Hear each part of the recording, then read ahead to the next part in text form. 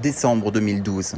Newton 911, où se situe votre urgence? Newtown, Connecticut. École Sandy Hook, je pense qu'il y a quelqu'un qui tire ici.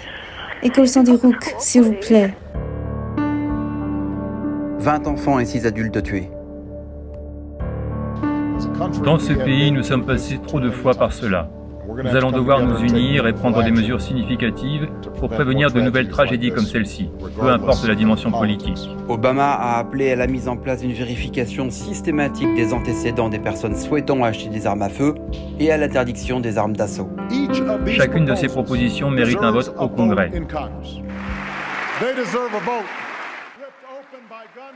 Il a été ovationné, mais le président de la Chambre, John Boehner, et quelques collègues républicains sont restés assis. Des études du Pew Research Center montrent que plus de démocrates que de républicains pensent que la violence armée est un grand problème pour le pays et que des lois plus strictes devraient être adoptées pour y remédier. Depuis 2000, les divergences entre les deux groupes sur la manière de gérer la violence armée se sont creusées. Un nombre croissant de républicains pensent que la protection du droit de posséder des armes est plus importante que le contrôle de leur possession. Vous avez un parti républicain très rigide et un parti démocrate à qui ses partisans ont demandé de ne pas faire de compromis. Donc il n'y a plus de centre politique, comme celui des années 50 et 60, lorsque les relations se réchauffaient avec les républicains modérés et même les républicains libéraux. Nous n'avons plus cela.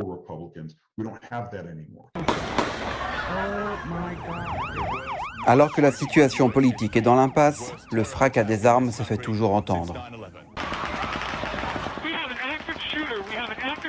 À chaque nouvelle fusillade, l'appel à une nouvelle législation stricte sur les armes à feu se fait plus pressant. Je suis ici, à cet étage, pour mendier, pour littéralement me mettre à genoux pour supplier mes collègues. Quand allons-nous faire quelque chose? Je suis fatigué, je suis tellement fatigué de me lever ici et de présenter mes condoléances à ces familles dévastées.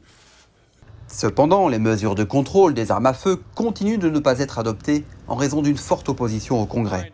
Des lois plus strictes ont été bloquées par de nombreux législateurs républicains dont les campagnes sont en partie financées par les lobbies pro-armes, en particulier la National Rifle Association. Ce projet de loi est un abus évident qui punira et harcèlera principalement nos voisins, nos amis et nos familles. Après la fusillade de Sandy Hook en 2012, le sénateur républicain Mitch McConnell a mené la charge en annulant la législation sur le contrôle des armes à feu. Selon l'organisation non partisane Open Secrets, il a reçu 1,3 million de dollars de la NRA.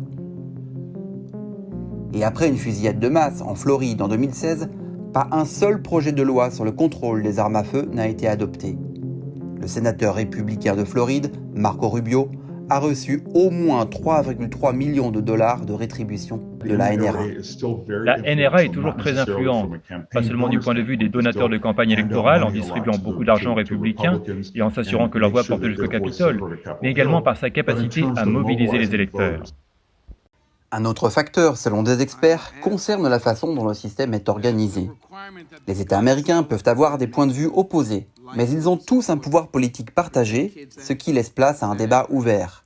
Par exemple, la position d'un petit État pro-armes comme le Wyoming est aussi importante que celle d'un État plus grand comme la Californie qui voudrait réduire le nombre d'armes.